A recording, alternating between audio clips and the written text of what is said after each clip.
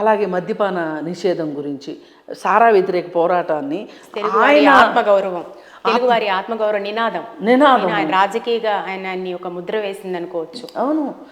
అలాగే సారా వ్యతిరేక పోరాటాన్ని ఆయన తారాస్థాయికి తీసుకెళ్ళడము, ఏ రోజుకా ఏ క్షణానికి ఆ క్షణం వార్తలు అందించడము, ఇవన్నీ కూడా మర్చిపోయే విషయాలు కాదండి. ఇన్ని చూసిన తర్వాత ఆయన ఆఖరి క్షణం వరకు పేపర్ పెట్టిన దగ్గర నుంచి ఈరోజు చనిపోయే వరకు ఆయనే ఎడిటర్గా ఉన్నారు. ఇది కూడా ఒక రికార్డు. ఇక్కడ ఎడిటర్ అంటే ఒక మాట గుర్తొస్తుంది. నిజంగా పత్రికా రంగానికి ఆయన చేసిన సేవలు చిరస్మరణీయము. తెలుగు భాషకి ఆయన చేసిన సేవ గురించి మీరేం చెప్తారు? అసలు ఆయన వ్యవసాయదారులకు సంబంధించి ఏదో ఒక మ్యాగజైన్ తీసుకొచ్చారు, అన్నదాత అన్నదాత అనే మ్యాగజైను.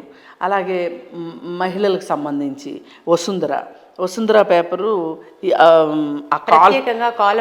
కాలం మహిళలకు ఇవ్వటం. అలాగే ఇప్పుడు లోకల్ వార్తలు ఉండేటట్లుగా సిటీ ఎడిషన్స్ రావటం. మరి ఇవన్నీ కూడా ఒక రకంగా ఏంటంటే కొత్త వినూత్నమైన విషయాలు అన్నమాట. అంటే సమాజంలో ఇది అవసరం ఉంది అంటే అది మన పేపర్కి పనికొస్తుంది అంటే దానిలోకి వెళ్ళిపోవటం. అంటే సందర్భాన్ని బట్టి అవగాహనతో నిర్ణయాలు తీసుకోవటం, సముచితమైన నిర్ణయాలు అంటారు కదా, ఇలా.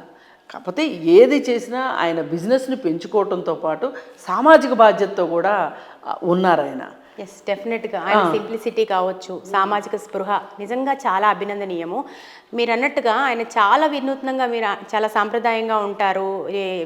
మీరు ఇందాక చెప్పారు ఒక ఇన్నోవేషన్ ఉండదు, అట్లా కొంతమంది మాట్లాడేవాళ్ళు, విమర్శించే వాళ్ళు ఉన్నప్పటికీ ఆయన ప్రతిదీ అడాప్ట్ చేసుకుంటారు. ఈవెన్ ఇప్పుడు డిజిటల్లో రావడం కావచ్చు, బాలభారతం కావచ్చు, మనం చాలా చూస్తాం.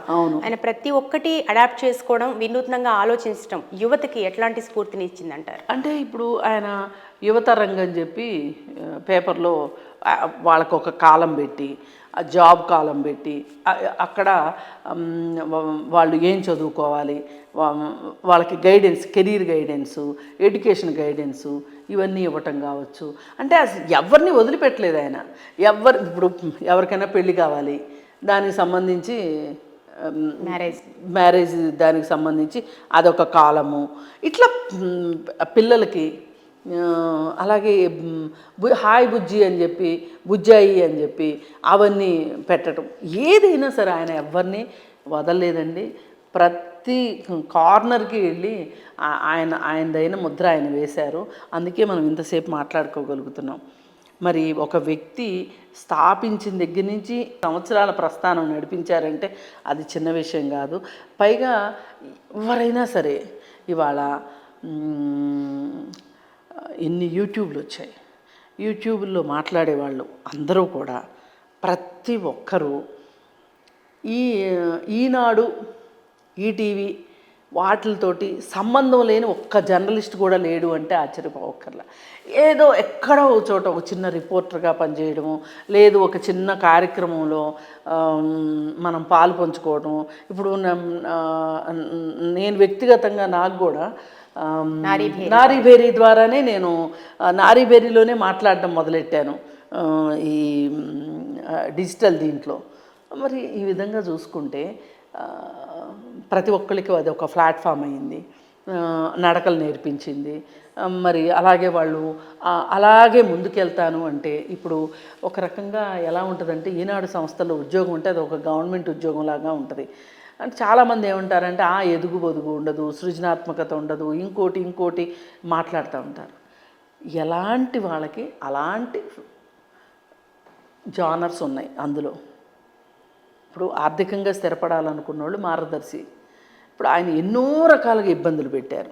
ఒక రకంగా చాలా ఇబ్బందులు పడ్డట్టే. ఒక్కొక్కసారి ఏంటి అంటే భీష్ముడు అంపశయ్య మీద ఉన్నంత పరిస్థితి తీసుకొచ్చారు.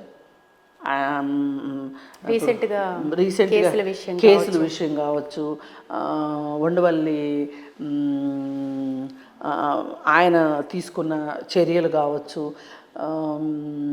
వైఎస్ రాజశేఖర్ రెడ్డి కక్ష కట్టడం విషయం కావచ్చు, జగన్ రెడ్డి కక్ష కట్టడం విషయం కావచ్చు, పైగా ఆయనకు ఒక కులాన్ని అంటగట్టడం, నేను అనుకోవటం ఆయనకు అంత కులతత్వం ఉండుంటే గనక ఇన్ని రంగాల్లో ఆయన నిష్ణాతుడు కాలేడు. ఇప్పుడు కులము అని పట్టుకుని కూర్చున్నారంటే వాళ్ళు ఎక్కడో ఒక మూలకి వెళ్ళిపోతారు, ఒక కులము మతము అనుకునే వాళ్ళు. ఇంత విస్తృతి ఉండదు. మరి ఆయన ఇంత విస్తారమైన అంటే ఒక బ్రాడ్ మైండ్ ఉన్న వారికే ఇది సాధ్యం. పైగా ఇప్పుడు నీకు ఒక ఐడియా వచ్చింది, నువ్వు ఇలా అవ్వాలనుకుంటున్నావు జీవితంలో, నీకు అవకాశాలు ఉంటాయి అని చెప్పి ఆయన చూస్తే అర్థమవుతుంది. ఇప్పుడు ఇంకొన్నాళ్ళు పోయిన తర్వాత ఆయన జీవిత చరిత్ర చాలామందికి మార్గదర్శకం అయ్యే పరిస్థితి ఉంటుంది. ఒక కొత్తగా బిజినెస్ చేయాలనుకున్న వాళ్ళు నేను ఈ బిజినెస్ చేస్తే అదే రామోజీరావు గారు అయితే ఇలాంటి పరిస్థితిలో ఎలాంటి నిర్ణయం తీసుకుని ఉంటారు, ఎలాంటి స్టెప్ వేసి ఉంటారు అనేది ఆయన ఒక మార్గదర్శిగా నిలబడిపోతారు. అంటే ఈ ఈ ఈ చరిత్ర ఉన్నంత కాలం ఆయన పేరు ఆయన చేసిన కృషి ఏదైతే ఉందో అది చిరస్థాయిగా నిలిచిపోతుంది.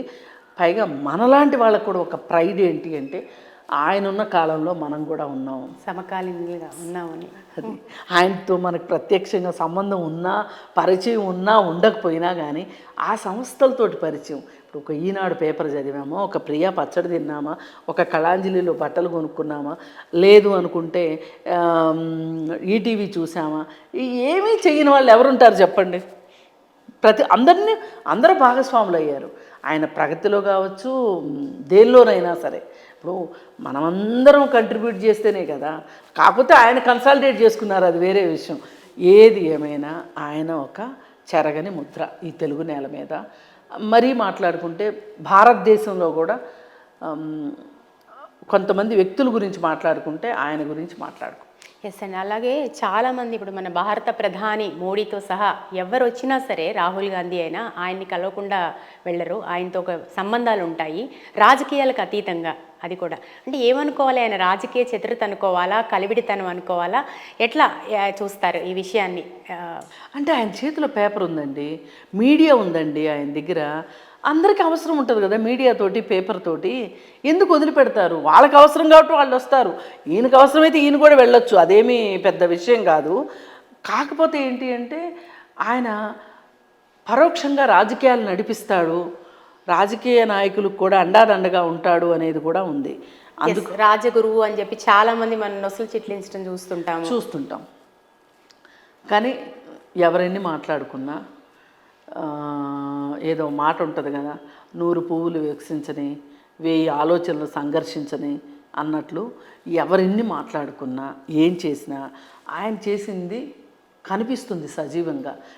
ఇది ఉంటుంది సజీవంగా. సరే, ఆయన ఈరోజు భౌతికంగా మన మధ్య లేకపోవచ్చు, కానీ ఆయన మీరు అన్నట్టు పేపర్లో, టీవీలో మనం ఎక్కడ చూసినా సరే ఆయన సజీవంగానే ఉంటారు. ఇప్పుడు ఒక రకంగా చూస్తే ఆయన ఆంధ్ర టాటా అని కూడా అనొచ్చు.